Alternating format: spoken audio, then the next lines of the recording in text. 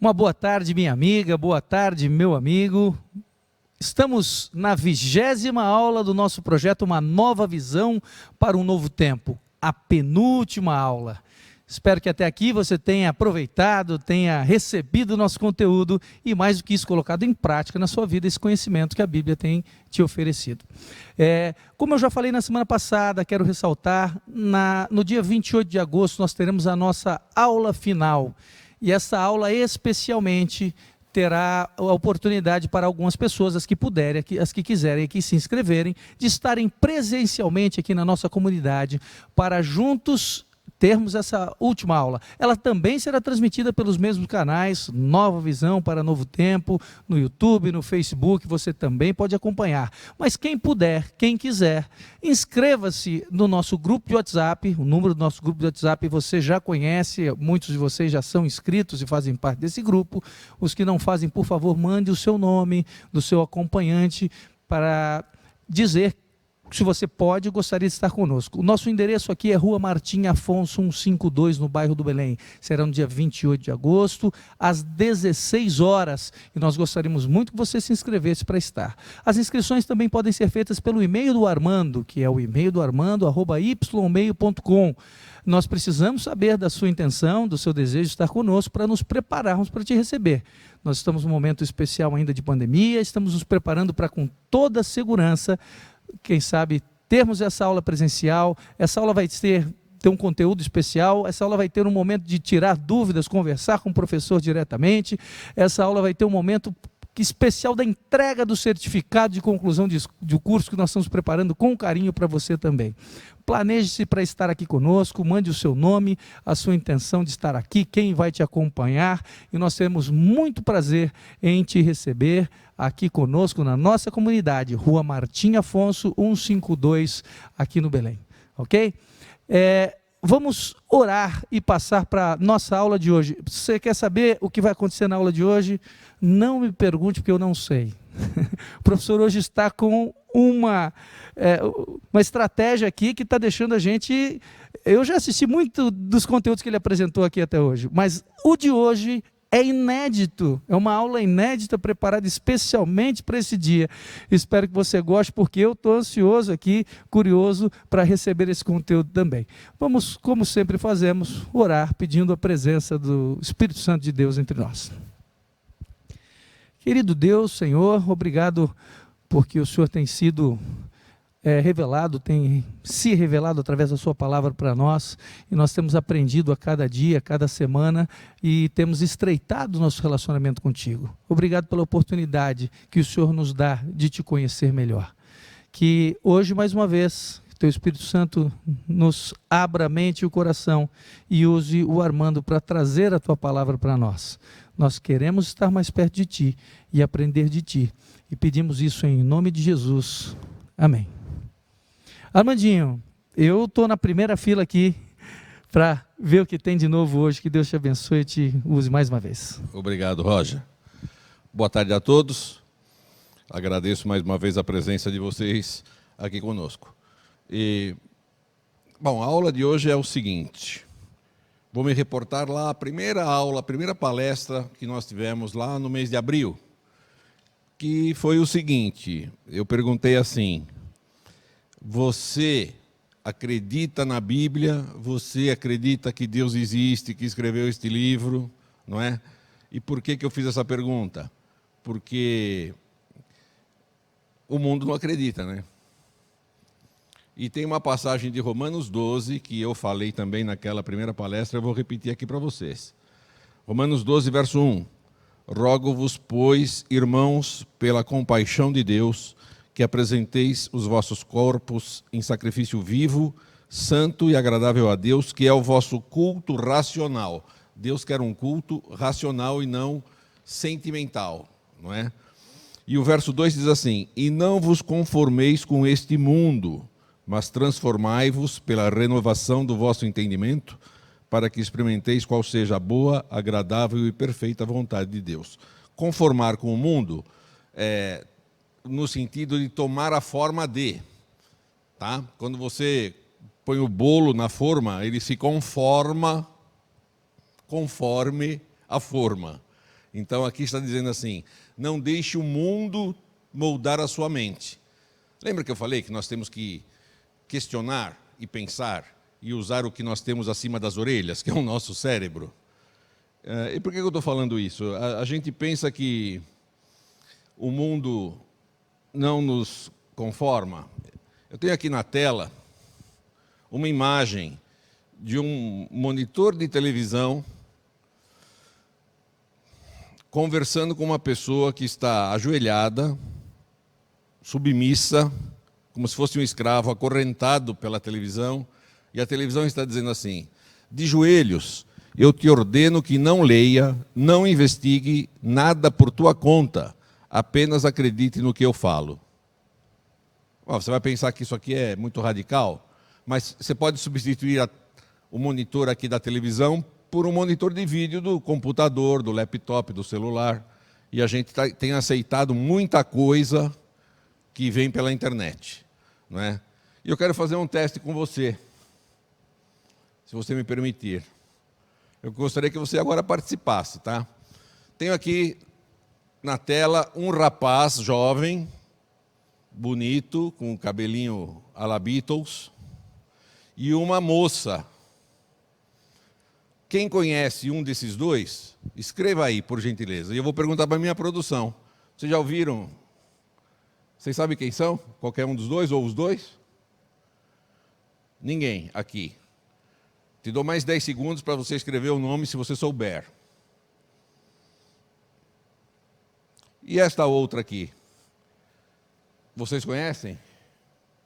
Conhecem? Todo mundo aqui conhece. Como é que é o nome dessa guria aqui? Greta. Greta Thunberg, né? É uma menina sueca que ficou conhecida na imprensa mundial pelo seu movimento de proteção ao planeta, é isso? É isso que ela faz? Vamos explicar quem é aquela primeira moça. Ela chama-se Carolina de Aguiar Ferreira, é brasileira, de Minas Gerais, 32 anos, que faz pós-doutorado em Boston, nos Estados Unidos, e ela ganhou um prêmio de pesquisa sobre câncer lá nos Estados Unidos. Uma pesquisa que desenvolveu uma forma não invasiva de detectar efeitos colaterais no tratamento de câncer. Essa reportagem é de julho de 2020. Você sabia? Não, né? O rapaz chama-se Boyan Slat, ele é holandês. Esse jovem criou uma máquina capaz de limpar todo o plástico dos oceanos em 5 anos. E a máquina está aqui. Ele está apresentando essa máquina num simpósio. É um grande barco, enorme, para limpar este problema, que é o plástico dos oceanos. Tá? E aqui tem uma demonstração. Eu tenho aqui um barco em forma de triângulo, com 2 hastes laterais, uma para cada lado, com uma hélice que gira e faz uma sucção. Então, essa sucção traz o plástico, que é armazenado dentro desse barco. Tá? Olha o tamanho do barco, para vocês terem ideia, é o rapaz aqui. Ó. Tá? E o plástico vindo, tá vendo aqui? Ó, dá para ver. E a Greta, com um cartaz em frente à escola, escrito em sueco, mas dá para ver, ó, quase igual ao inglês. Strike School, greve na escola pelo clima. É isso que ela faz. Eu pergunto para vocês o seguinte: quem são os benfeitores da humanidade? Os outros dois ou ela? E quem conhecia os dois? Benfeitores da humanidade, eu estou falando. A Greta foi alvo de críticas de alguns governantes. Vocês se lembram disso? E eu vou dizer de quem. Thunberg e sua campanha foram criticadas por políticos e outros. O primeiro-ministro da Austrália, a chanceler da Alemanha, o presidente russo, o presidente americano, o presidente da França, o primeiro-ministro italiano, a OPEP, a Organização Produtora e Exportadora de Petróleo, e alguns comentaristas da mídia. Porque tudo que ela faz é ficar na frente da escola na sexta-feira, ela cabula a aula para falar que temos que salvar o planeta. Que bela contribuição. Não é do tempo de vocês, mas há 50 anos atrás, o Roberto e o Erasmo Carlos fizeram uma música falando nisso e ninguém ligou.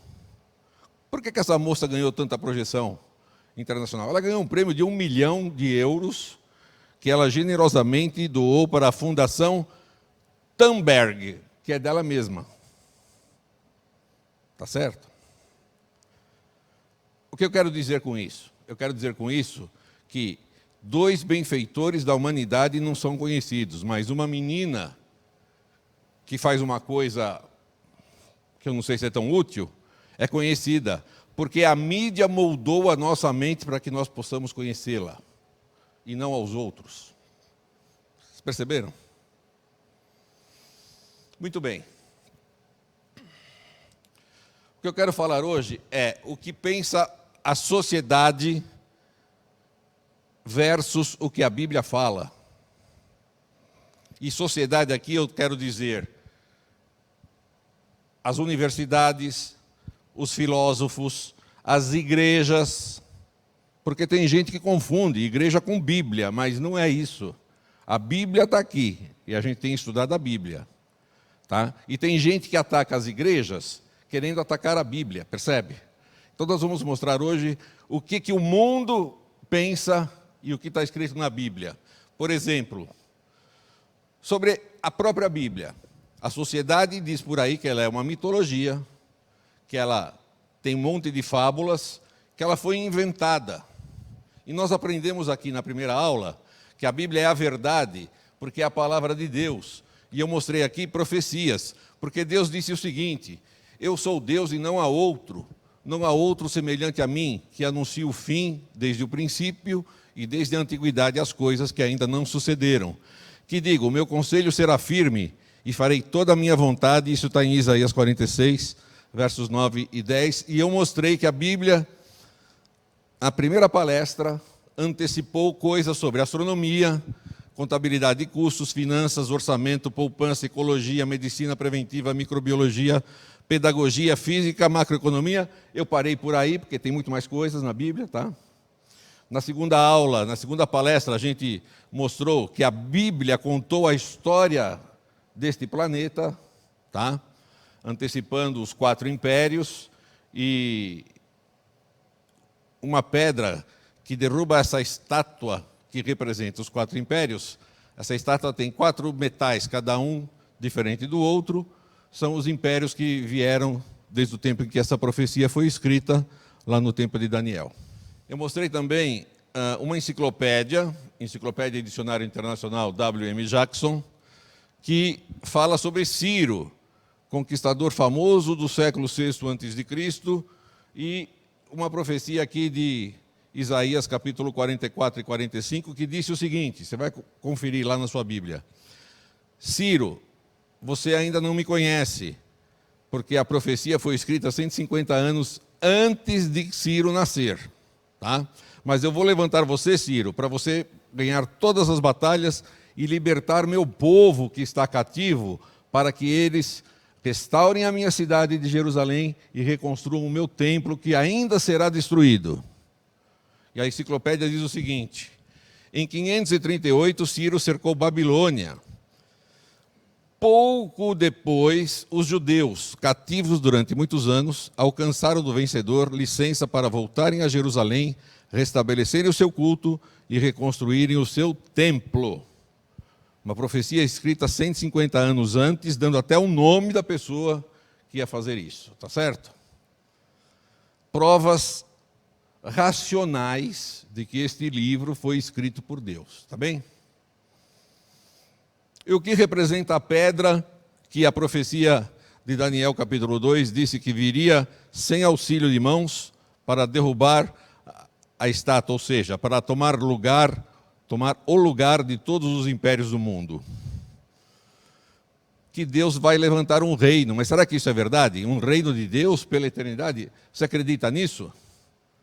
Durante essa série de palestras, nós chegamos a uma conclusão: isso aqui é verdade. Sabe por quê? Tem uma pergunta que Paulo fez, que eu gosto muito de repeti-la para mim mesmo. 1 Coríntios 15, 19. Se a nossa esperança em Cristo se limita apenas a esta vida, somos os mais infelizes de todos os homens. Então, esta série não quer que você seja infeliz, quer que você seja feliz. Então, creia, Deus tem um reino que Ele está preparando para que nós habitemos lá, tá bem? Continuando. Ficou claro que a sociedade está errada e a Bíblia está certa, dizendo que ela é a verdade. A sociedade, o que ela acha de Deus? Que Ele ou não existe, e para aqueles que acham que Ele existe, Ele castiga, e outros ainda pensam que Ele foi uma invenção que algumas pessoas espertas fizeram para poder subjugar os mais fracos. Então eu sou o sacerdote e você me obedeça, porque eu falo com Deus, senão Ele te castiga e você é dominado por mim. A Bíblia fala que Deus é onipotente, onisciente, onipresente, Ele é eterno e Ele é o amor. O que a sociedade acredita sobre Jesus? Que Ele foi uma pessoa especial, como foi Buda ou Gandhi, e que os milagres de Jesus foram inventados pelos seus amigos. E eu já falei aqui o que eu vou repetir agora. Os amigos de Jesus inventaram que Jesus era sobrenatural, que fazia milagres. Quando você inventa uma mentira, você quer tirar algum proveito. Qual foi o proveito que eles tiraram de inventarem isso? Todos morreram por causa disso. Eu fico pensando mais sobre Paulo, que dá nome à nossa cidade. Paulo era uma pessoa bem colocada na sociedade, bem colocada junto aos líderes da igreja da época dele, falava vários idiomas, tinha um futuro brilhante pela frente, largou tudo para seguir uma mentira. É isso mesmo? Paulo é uma das bases de fé que a gente pode ter quando estuda a vida dele, sabe? A Bíblia fala que Jesus é Deus, Criador, tem os mesmos atributos de Deus e hoje é objeto de escárnio e zombaria. Como foi no passado, quando ele passou por esta terra. O que a sociedade fala sobre o Espírito Santo? Que é uma força cósmica impessoal, ou não existe. E o que a Bíblia fala? Que é a terceira pessoa da divindade. A Bíblia fala que o Espírito Santo é Deus. Racionalmente, Deus nos revela a sua existência e que a Bíblia é o livro que Ele escreveu graças a todas essas profecias. Se você está chegando agora aqui, por favor, volte e veja no nosso canal as palestras número 1 e 2, tá bem? Vai te dar base racional para você acreditar na Bíblia. O caráter de Deus, segundo a Bíblia, Deus é poderoso, Ele não despreza ninguém, Deus sabe todas as coisas. Isso está em Jó 36,5 e essa frase me emociona, porque Deus sabe todas as coisas a meu respeito. E está escrito que mesmo assim, Ele não me despreza. Mas tu, Senhor, és Deus de compaixão e de amor, é sempre paciente, bondoso e fiel, Salmo 86, verso 15. Salmo 145, verso 9 diz: o Eterno é bondoso com todos e cuida com carinho de todas as suas criaturas. Sabe o que está escrito aqui? Que Ele cuida de todas as pessoas, as boas e as más. Percebe como é que Deus é? Porque eu bem sei os pensamentos que penso de vós, diz o Senhor, pensamentos de paz e não de mal, para vos dar o fim que esperais. Esse é o Deus que a Bíblia revela. Bem diferente do Deus que a sociedade imagina. O que a sociedade pensa sobre a origem do universo? Uma grande explosão iniciou o espaço, a matéria, o tempo e organizou tudo em leis. Uma explosão organizadora. Beleza. A Bíblia fala que o universo foi criado pela palavra de Deus. A Trindade toda participou e Jesus é a palavra pela qual tudo foi criado.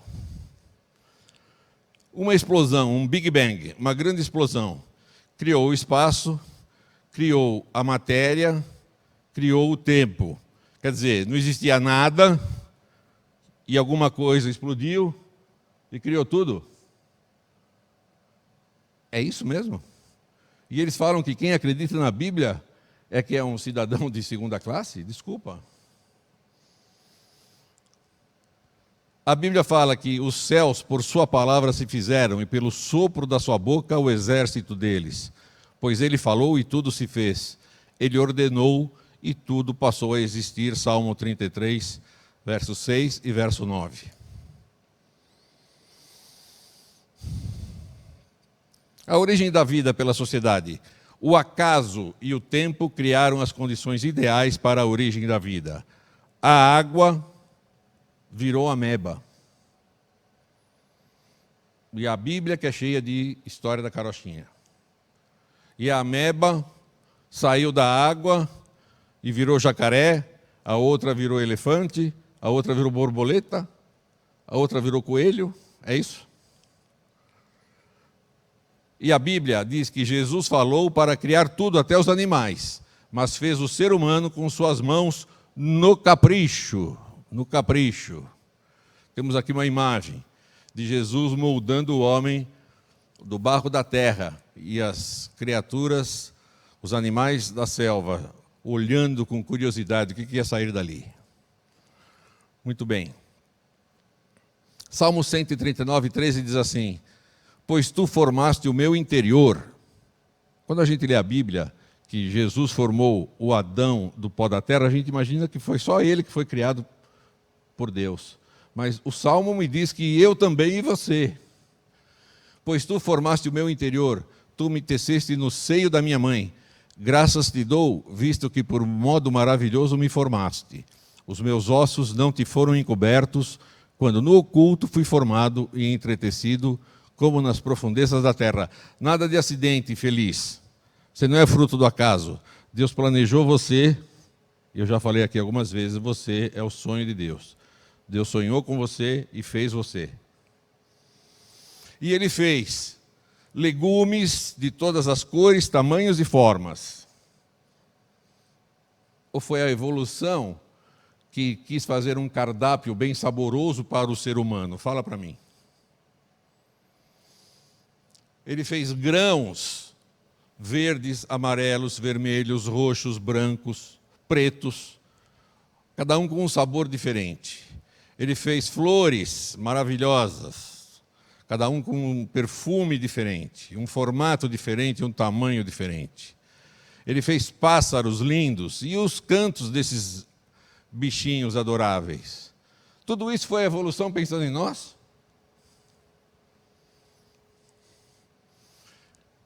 E os bichinhos bonitos que Deus fez, e que nós teremos o prazer de conviver com eles quando o reino de Deus finalmente for instaurado aqui. Sustentabilidade, o que a sociedade fala? O acaso regulou as condições ideais para a vida e seu sustento. O acaso fez esse clima que permite que a gente viva, a pressão atmosférica, a rotação da Terra, a distância do Sol, as sementes que germinam, ninguém sabe como, foi tudo o acaso que fez.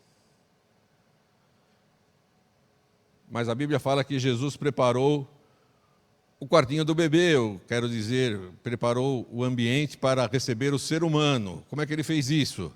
No primeiro dia ele fez luz e trevas, e no quarto dia ele preencheu a luz e trevas com os luzeiros do dia e da noite. No segundo dia ele fez o mar e o céu, e no quinto dia ele os preencheu com peixes e pássaros. No terceiro dia ele fez a terra seca, e no sexto dia ele preencheu a terra com os animais e os humanos.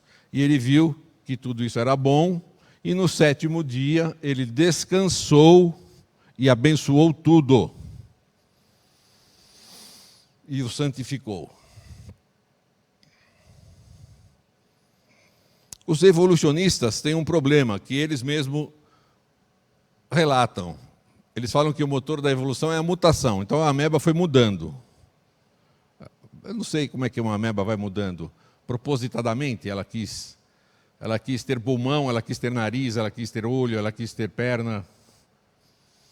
Mas o Carl Sagan, que já faleceu e é evolucionista, no seu livro Cosmos, o livro mais conhecido, na página 27, ele disse: a maioria das mutações é perigosa ou letal. Peul Coller é outro evolucionista que diz o seguinte: a maior proporção de mutações são deletérias para o indivíduo que leva o gene mutante. Está no seu livro Cromossomos e Genes, página 127. A Enciclopédia Americana diz: parece difícil de reconciliar o fato de que a maioria das mutações são prejudiciais ao organismo com o conceito de que as mutações são a fonte de matérias-primas para a evolução. Então, os evolucionistas questionam a evolução. Eu não vou falar da célula, porque ela precisaria de uma probabilidade imensa para que 2.000 proteínas se juntassem da maneira correta para a célula trabalhar, não é?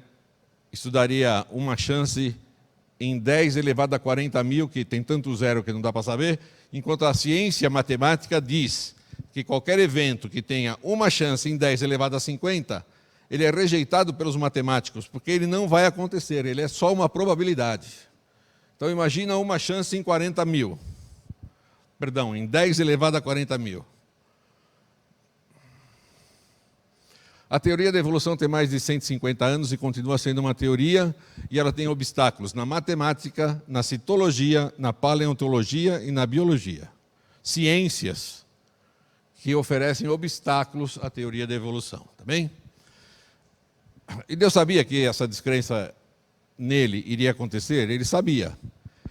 1 Timóteo 6,20. Ó Timóteo, guarda o depósito que te foi confiado, que é a palavra de Deus, tendo horror aos clamores vãos e profanos e às oposições da falsamente chamada ciência, a qual, professando-a alguns, se desviaram da fé. A graça seja contigo, amém. Da falsamente chamada ciência. Vamos continuar. Eu não quero falar isso, Romanos 1:20, você lê, aí por gentileza. Eu quero dizer assim, por que não aceitam Deus? Esse geneticista americano, Richard Lewontin, ele faleceu o mês passado, gente. Esse camarada morreu agora em julho de 2021. Ele disse assim, nós ficamos do lado da ciência, apesar do patente absurdo de algumas de suas interpretações. Vocês estão entendendo o que ele está falando aqui?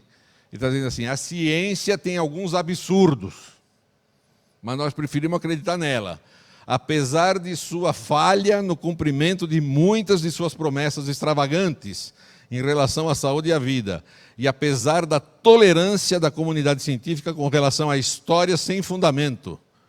Quer dizer, a evolução tem história sem fundamento, e a gente tolera isso, porque temos um compromisso anterior, um compromisso com o materialismo. É ele que está falando. E ele continua dizendo assim, por conta da nossa adesão a priori às causas materiais, ou seja, eu tenho um preconceito, eu sou um evolucionista, somos forçados a criar um aparato de investigação e um conjunto de conceitos que produzam explicações materialistas. Não importa o quanto anti-intuitivo ou quanto mistificante seja isso. Quer dizer, é um monte de historinha que nós estamos contando aqui, tá? Além disso, esse materialismo é um absoluto, e por isso não podemos permitir um pé divino na porta. Vamos detalhar essa última frase. É um absoluto? O materialismo é um absoluto, é um dogma, acabou. Então, eu não posso acreditar em Deus. Tá? É isso que a ciência fala, é isso que a mídia mostra, é isso que se aprende na faculdade, é isso que molda o seu cérebro e o meu, e o de todo mundo. Percebeu? Vou ler só 1 João 4, 4 e 5. Filhinhos, vós sois de Deus e tendes vencido os falsos profetas, porque maior é aquele que está em vós do que aquele que está no mundo. Eles procedem do mundo, os falsos profetas. Por essa razão, falam da parte do mundo e o mundo os ouve. O mundo os ouve, replica o que eles falam, sempre com a intenção de afastar Deus, percebe?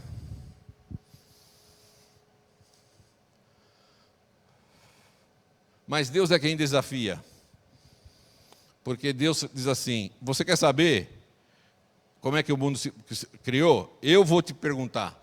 Depois disso o Senhor, do meio de um redemoinho, respondeu a Jó, Quem é este que escurece os meus desígnios com palavras sem conhecimento?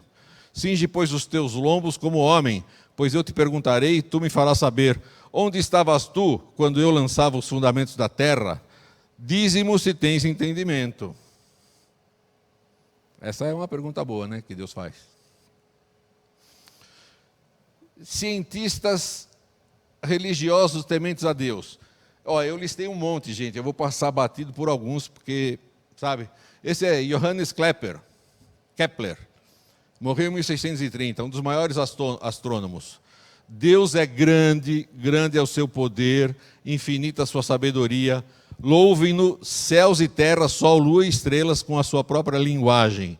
Meu Senhor e meu Criador, a magnificência das tuas obras quereria eu anunciá-la aos homens, na medida em que a minha limitada inteligência pode compreendê-la. Um cientista dos maiores da sua época, Nicolau Copérnico, morreu em 1543. Ele é o fundador da cosmovisão moderna. Quem vive em íntimo contato com a ordem mais consumada e a sabedoria divina, como não se sentirá estimulado às aspirações mais sublimes? Quem não adorará o arquiteto de todas essas coisas? Isaac Newton, fundador da física teórica clássica. O que sabemos é uma gota, o que ignoramos um imenso oceano.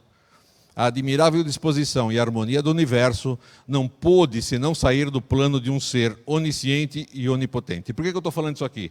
Porque nenhuma escola vai te mostrar isso aqui. A mídia não vai te mostrar isso aqui. Nenhum acadêmico vai te dizer isso aqui. Olha, eu tenho aqui aí o Linneu, fundador da botânica sistemática. Eu tenho Alessandro Volta, um italiano, que inventou a pilha, esse camarada aqui. André Maria Ampère, você sabe o que é um ampere, descobriu a lei fundamental da corrente elétrica.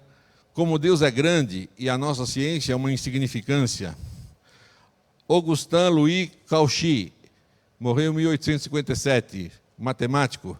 Sou cristão, ou seja, creio na divindade de Cristo, como todos os grandes astrônomos, todos os grandes matemáticos do passado.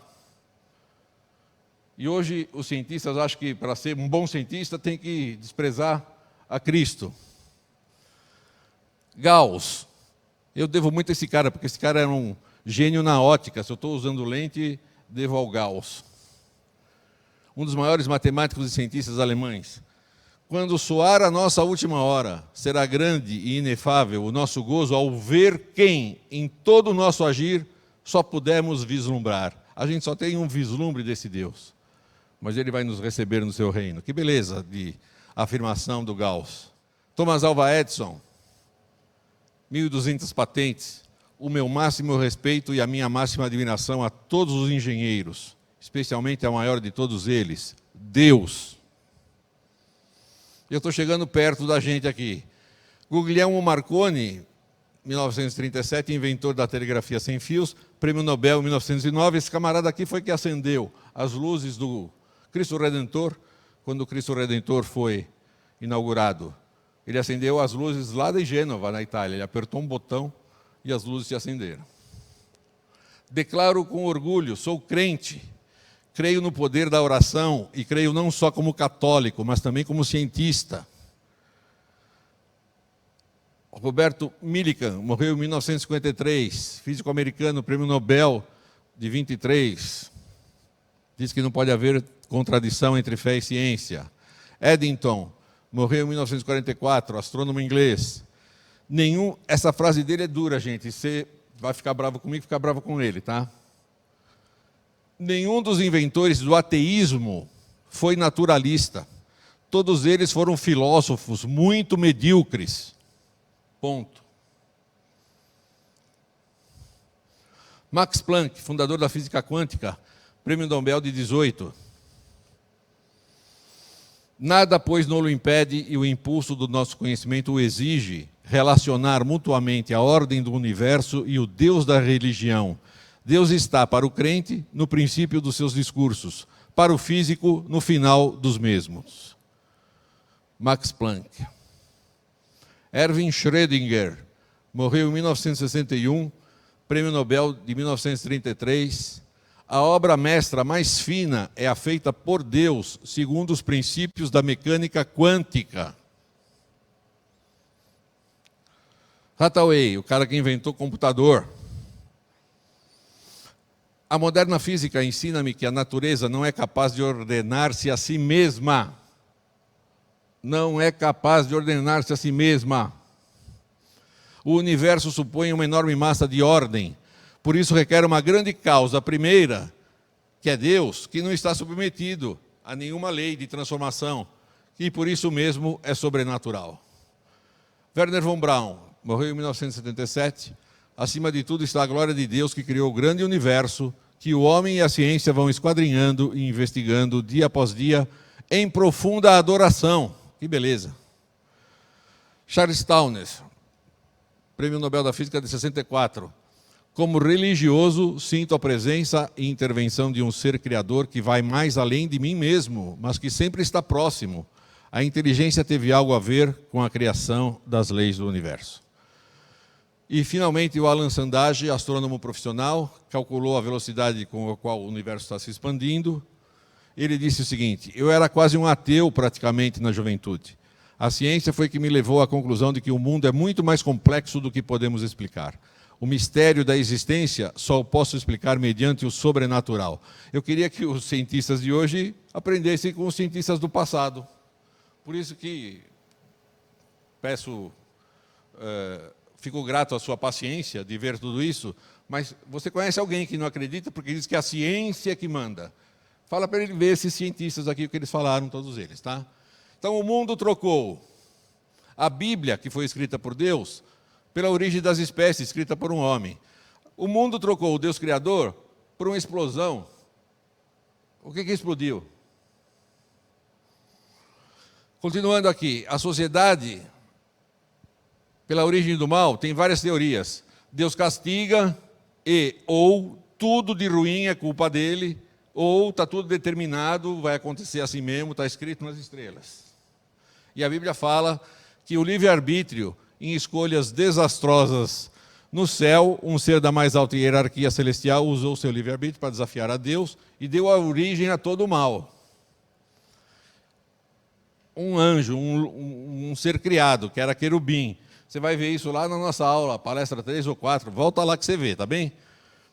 Ele queria ser semelhante a Deus, como os homens de hoje, que não querem depender de Deus, por isso se acham semelhante a Deus, tá?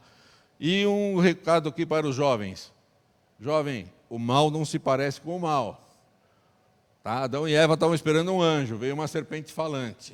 Sabe quem vai te fazer um convite para se abandonar as coisas de Deus? Teu amigo. Teu amigo vai dizer assim, olha, vai dizer a mesma coisa que a serpente disse para Eva. Se você não obedecer a Deus, você vai se desenvolver, você vai conhecer coisas novas. Sereis semelhantes a Deus. Consequências do pecado. O homem perdeu a companhia de Deus e ganhou a separação de Deus, perdeu a vida eterna, ganhou a morte, perdeu a paz, ganhou a dor, perdeu a felicidade e ganhou o sofrimento. É isso que a Bíblia fala, tá? Gênesis 1 e 2, que fala da criação, queria que o mundo tivesse felicidade sem fim, esse era o plano de Deus, tá?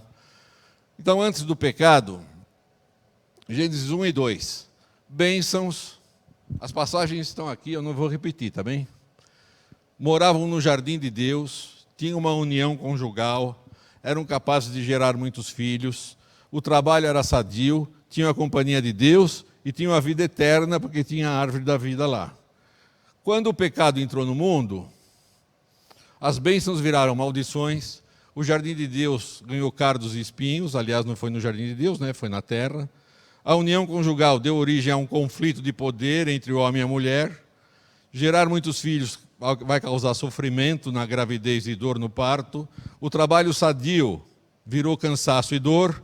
A companhia de Deus virou separação de Deus.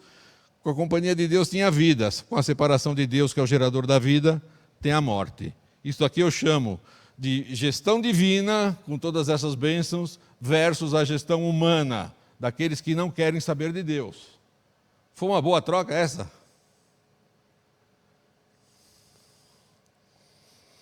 O sofrimento.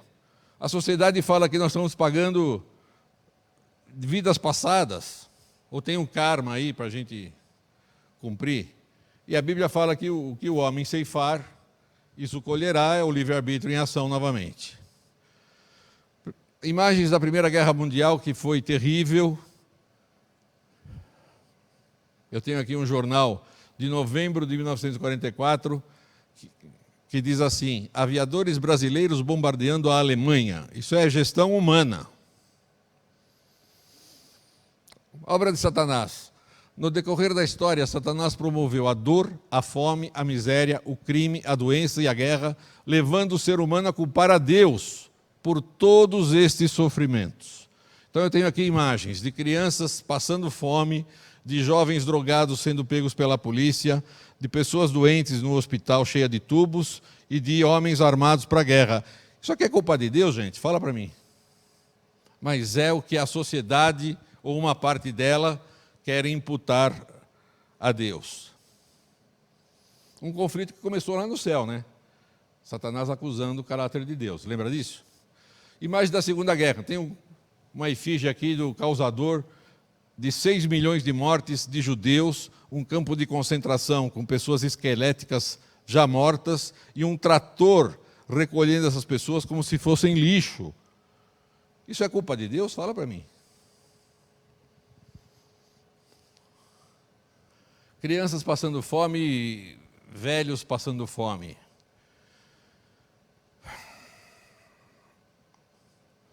A Bíblia trocou, o mundo trocou o livre-arbítrio como origem do mal por a culpa é de Deus, ou estava escrito nas estrelas. Sentido da vida. A sociedade acha que você tem que ser feliz e as condições ideais para ser feliz levam em conta que aqui é o fim, então você haja do jeito que você puder. Você tem que brilhar, doa quem doer. Tá? Cada um por si. Você tem que ser feliz aqui e agora. E a Bíblia diz o seguinte: nós somos representantes do reino de Deus, estamos aqui para amar e sermos amados, para amar e servir. É diferente o conceito, não? A sociedade quer que você se exalte. A Bíblia fala para você servir. Cada um por si ou servir aos outros. Jesus disse o seguinte em Marcos 10, 43 e 45. Os governadores dos povos dominam, mas entre vós será o contrário. Quem quiser ser grande, será esse que vos sirva. E quem quiser ser o primeiro entre vós, será servo de todos. Pois o próprio Filho do Homem não veio para ser servido, mas para servir, e dar a sua vida em resgate por muitos. Todas essas propagandas e essas... Veja, ninguém está falando aqui que você não deve se desenvolver, estudar, procurar ser o melhor, fazer um curso, ir bem, um pós, depois do pós, mestrado, doutorado, vai fazer tudo isso, mas sem pisar nas pessoas, percebe? Não é cada um por si. Na realidade é todos por todos. É isso que Jesus quer. O mundo trocou a gente ser embaixadores de Jesus por cada um por si, doa quem doer. É isso que acontece no mundo. Nosso destino, a sociedade acha que não tem nenhum, morreu, acabou, ou vai para o céu, ou vai para o purgatório, ou vai para o inferno. Ou vai reencarnando até chegar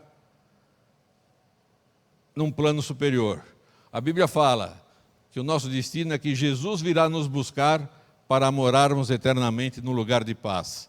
Eu tenho aqui a imagem de pessoas no céu, os salvos no céu. Eu fico imaginando, se o meu pai está lá no céu, olhando tudo que eu passo aqui, você acha que ele está feliz?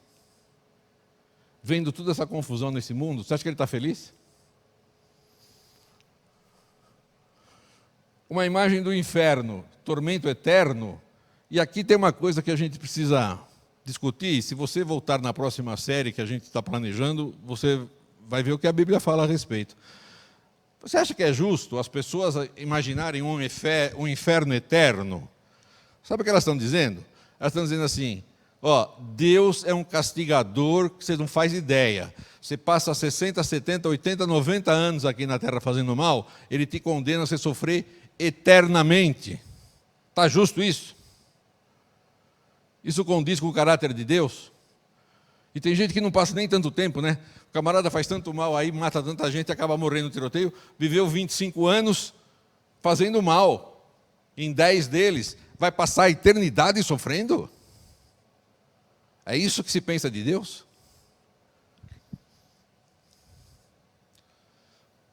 Ainda com esse carinha lá tomando conta?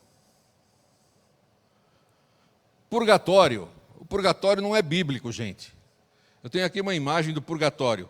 Pessoas sendo atormentadas pelo fogo, levantando os braços, porque em cima estão voando anjos, que vão de vez em quando resgatar alguém. Onde é que está escrito isso? Que Deus é esse? Vocês estão percebendo que a gente tem sempre que falar que tem um grande conflito entre Satanás e Jesus, Satanás querendo empanar o caráter de Deus de todas as formas, na ciência, na religião, na sociedade, na escola, em tudo quanto é lugar. Esse que é o problema desse mundo.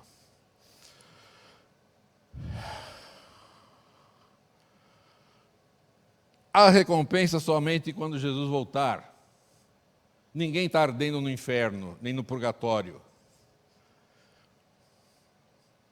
O mundo trocou a volta de Jesus por recompensa na morte. Porque, afinal de contas, se quando eu morro eu vou para o céu ou vou para o inferno, para que Jesus vai voltar? Para que tem 1845 vezes escrito aqui que Jesus vai voltar? A lei de Deus, a sociedade fala que ela foi abolida, ou era provisória, era nacional, era regional, ou foi alterada. A Bíblia fala que a lei é eterna, perfeita, universal, será a norma do juízo, você tem palestra sobre isso, procura lá que você vai ver. A sociedade do pecado fala da tirania do politicamente correto. Tudo é relativo. A minha verdade não é a tua, então você não fala que eu estou errado, porque eu faço do meu jeito. E você pensa do seu, você faz do seu, também não falo nada, tá? Ninguém pode dizer que o outro está errado. E esse é o problema do mundo, sabe por quê? O politicamente correto é uma palavra bonita para um conceito completamente inadequado. Hoje, quando a gente conversa com alguém, ou fala de alguém, a gente precisa tomar cuidado com o que fala, para não sermos acusados de criminosos. Tá? Então, palavras que antes eram apenas descritivas, não podem mais ser faladas, porque todo mundo leva para o lado errado. Né? Se alguém fala para mim, irmão, você está gordo, eu não vou achar que você está politicamente incorreto. É verdade, a palavra gordo existe, eu estou gordo. Mas não se pode mais falar isso. O homossexual você tem que falar homoafetivo, porque homossexual é uma coisa que antigamente tinha uma conotação de coisa errada. E não é errado ser um homoafetivo. Vocês estão percebendo o que está acontecendo? Com a mudança da linguagem, os conceitos, os pensamentos vão mudando. E o que era errado não, deixa de ser errado. Porque homoafetivo é muito bonitinho. Homossexual é que é errado. Então as novas gerações vão crescendo com a palavra homoafetivo e não sabem que isso está errado na versão bíblica. Mas se eu falar que isso está errado, eu como um cristão conservador, eu vou ser chamado de criminoso. Porque esse politicamente correto é uma tirania, onde a gente não pode mais falar que alguma coisa está errada, porque Deus falou, não porque eu imaginei. E a palavra fobia, agregada a qualquer outra palavra, é um Deus nos acuda, tá certo? Se eu falar que eu não gosto de quiabo, a Associação Brasileira dos Plantadores de Quiabo vai me acusar de ser quiabofóbico. Percebe? E eu vou dizer outra. E as pessoas que não pensam de maneira conservadora, as pessoas que são os progressistas, eles se baseiam num negócio chamado liberdade de expressão. Eles podem falar de tudo. Eles podem meter o pau na igreja, na Bíblia, em Deus, na minha religião, na minha igreja, em tudo. Mas é liberdade de expressão. Agora, se eu falar mal, ou falar alguma coisa que seja contrária à ideia deles, eu sou criminoso. Esse é o mundo que a gente vive, pessoas. É assim que está. Está complicado, né? Está complicado. Bíblia fala que pecado é a transgressão da lei, que é a verdade. O que é certo, o que é errado, é errado. Simples assim. Aqui eu tenho as 2 tábuas da lei. E tem um negócio legal que eu quero mostrar para vocês. Ela foi escrita pelo dedo de Deus, em tábuas de pedra. Não pode apagar, não pode mudar. A única porção da Bíblia que o próprio Deus escreveu foi sua lei. E é essa que falam que não serve mais. Nós falamos das festas anuais de Israel para mostrar que essas festas sim foram abolidas. E eram até algumas delas chamadas de sábados. Tá certo? Mostramos que a lei de Deus é a transgressão do seu caráter e do caráter de Jesus, porque a Bíblia fala que a lei, Deus e Jesus têm os mesmos atributos: santo, justo, bom, luz, verdade, fiel, puro, perfeito e eterno. Só essas 2 aqui já bastaria, né? Lei perfeita e lei eterna. E tudo isso desembocando no amor. Quero ler Tiago 2. Se vós, contudo, observais a lei régia, segundo a Escritura, amarás o teu próximo como a ti mesmo, fazeis bem. Se todavia fazeis acepção de pessoas, cometeis pecado. Você tem que amar todo mundo, tá vendo o que está escrito aqui? Não interessa o que o cara pensa, não interessa para que time ele torce, que religião ele é, se ele gosta de homem ou de mulher. Não interessa, você tem que amá-lo. Está escrito aqui. Se você faz acepção de pessoas, cometeis pecado, sendo arguidos pela lei como transgressores, pois qualquer que guarda toda a lei, mas tropeça em um só ponto, se torna culpado de todos. Porquanto aquele que disse, não adulterarás, também ordenou, não matarás. Ora, se não adulteras, porém matas, vens a ser transgressor da lei. Falai de tal maneira, e de tal maneira procedei como aqueles que hão de ser julgados pela lei da liberdade. É por essa lei que nós seremos julgados. Porque se eu vou ser julgado, tem que ter um código. Eu preciso saber, Senhor, por que eu estou sendo julgado? O que foi que eu transgredi? Transgrediu a lei dos 10 mandamentos, ponto. Simples assim. Agora, Êxodo 20, quando essa lei foi dada, tem uma coisa aqui tão bonita, gente, que eu vou mostrar para vocês rapidamente. O mandamento em Êxodo 20 começa assim: eu sou o Senhor teu Deus, que te tirei do Egito, da casa da servidão. Não terás outros deuses diante de mim. E aí você tem os 10 mandamentos e termina assim: não cobiçarás a casa do teu próximo, nem coisa alguma do teu próximo. Então, olha como é que foram feitos os 10 mandamentos. Deus começa assim: eu sou o Senhor teu Deus, teu próximo. Que coisa linda isso. Que coisa linda isso. E querem abolir isso. O mundo trocou a lei de amor, que vai ser a base do juízo, pela lei do politicamente correto, onde está tudo certo, nada está errado. A sociedade pensa o que da graça? E quando eu falo sociedade, está incluído tudo aqui, né? Igrejas, pensamentos de filósofos. A graça começou na cruz e é bastante para a salvação. A Bíblia fala que a graça existe antes da fundação do mundo, é o que basta para a salvação, mas ela capacita quem a aceita a obedecer a Deus. Eu não imagino que a graça foi dada para eu continuar mentindo. O que aprendemos sobre a graça? O objetivo da justificação pela graça é a nossa santificação. O outro objetivo da santificação, isso aqui é importante. Se me amais, guardarei os meus mandamentos. Hoje fazemos o que Jesus nos pede e mostramos a todos que Jesus é plenamente confiável. Lembra do problema lá no céu? Deus não é confiável, e isso começou uma rebelião lá. Quando você obedece a Jesus, você está mostrando que Satanás não tem razão, tá? Muito bem. Jesus diz assim: e por que me chamais Senhor, Senhor, e não fazeis o que vos mando? A graça não foi dada para desobedecer a Jesus e mostrar que ele não é confiável. Quem age assim não testemunha que Jesus é confiável. Perceberam a profundidade da questão? O mundo trocou a graça para salvar e transformar por uma graça barata que salva todo mundo. Para terminar, A sociedade acha que a intermediação tem várias formas, a intermediação entre Deus e os homens. Sacerdotes, santos, médios, pai de santo, Iemanjá, mandingas, cristais, sal grosso, sininho chinês, cor de roupa, pulinho na praia, trevo de 4 folhas, pé de coelho. Dá sorte pé de coelho? Pergunta para o coelho. A Bíblia fala que só Jesus intermedia. Porquanto há um só Deus e um só mediador entre Deus e os homens, Cristo Jesus, homem. 1 Timóteo 2,5. A salvação, pelas obras ou pelo sofrimento. Eu faço penitência, o faquir deita em cama de prego, o monge faz voto de silêncio ou de pobreza, fica isolado.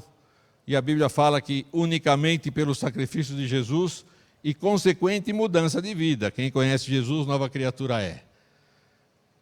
O mundo trocou a Bíblia pela origem das espécies, Deus Criador por uma explosão, o livre-arbítrio como origem do mal, pela culpa é de Deus, ou estava escrito nas estrelas.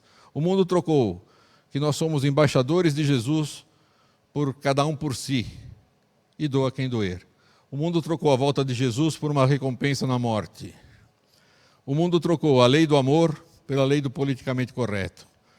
O mundo trocou graça para salvar e transformar por uma graça barata que salva todo mundo, faça o que fizerem. O mundo trocou a vida eterna por obras. Se são obras, Jesus me deve a salvação. É salário. Vou te fazer um convite. Quem é que está te moldando? É a Bíblia? É a vontade de Deus, conforme Romanos 12:2? Ou é tudo que está por aí na mídia? O convite que eu vou te fazer é o seguinte, esse projeto teve um objetivo de dar uma nova visão sobre tudo isso aqui. Eu espero que as lições possam ter sido aproveitadas para o teu benefício, porque é para isso que existe, é para o teu benefício. Mas o mundo está de cabeça para baixo, não é? Cada um pensa o que quer. Nós estamos precisando de ajuda para restaurar a verdade. Que tal você nos ajudar a restaurar a verdade? Que tal você fazer parte de um movimento de restauração da verdade? É isso que Deus gostaria que você fizesse. Porque quando a gente quer restaurar a verdade, né, tem lá um verso de Apocalipse que diz assim: aqui está a paciência dos santos, a perseverança dos santos, os que guardam os mandamentos de Deus e a fé em Jesus. Sabe o que esse verso quer dizer? Ele quer dizer o seguinte: apesar do mundo ser como é, apesar do mundo falar tanta coisa, moldar as pessoas do jeito que eles querem, sempre com o intuito de afastá-los de Deus, tem gente que persevera e acredita que Jesus é confiável. Você não quer fazer parte dessa turma? Porque Deus está precisando de um representante dele aí onde você mora, onde você trabalha, junto aos teus familiares, teus vizinhos. Vem nos conhecer aqui sábado que vem. A gente vai ter muito prazer em te conhecer, tá bom? Deus te abençoe. Armando, a gente precisa ter bastante cuidado, porque a sociedade vai nos apresentando conceitos. Esses conceitos estão cada vez mais divergentes dos conceitos que a Bíblia nos apresenta. E parece que a estratégia de Satanás é ir nos envolvendo aos poucos, nos fazendo aceitar esses conceitos, e cada vez isso nos afasta dos conceitos originais que Deus nos apresenta. Tem gente que me diz assim, Roger, baseado nisso que você falou: o mundo inteiro faz assim, só vocês são diferentes. Pega na história do mundo, em comparação com a vontade de Deus, quando que o mundo teve a maioria fazendo a vontade de Deus? Nunca. Nunca. Nós temos que remar contra a corrente, sim. E essa é a luta que a gente vive. Então nossas escolhas, nossos conceitos devem se basear sempre na vontade de Deus, apesar de parecer estranho para a maioria da sociedade, apesar de parecer estranho para a minha família, para o meu vizinho, para os meus amigos, na minha escola, vai parecer que eu sou um extraterrestre, então. Sabe por que tem que ser estranho? E sabe por que tem que ser difícil? Porque se fosse fácil, Satanás ia chegar para Jesus e falar assim: é claro que todo mundo te segue, é tudo tão fácil. Então não pode ser fácil, porque este verso que eu acabei de falar se torna assim mais com mais razão, com mais robustez. Aqui está a perseverança dos santos. Apesar de ser difícil, eles fazem o que Jesus quer.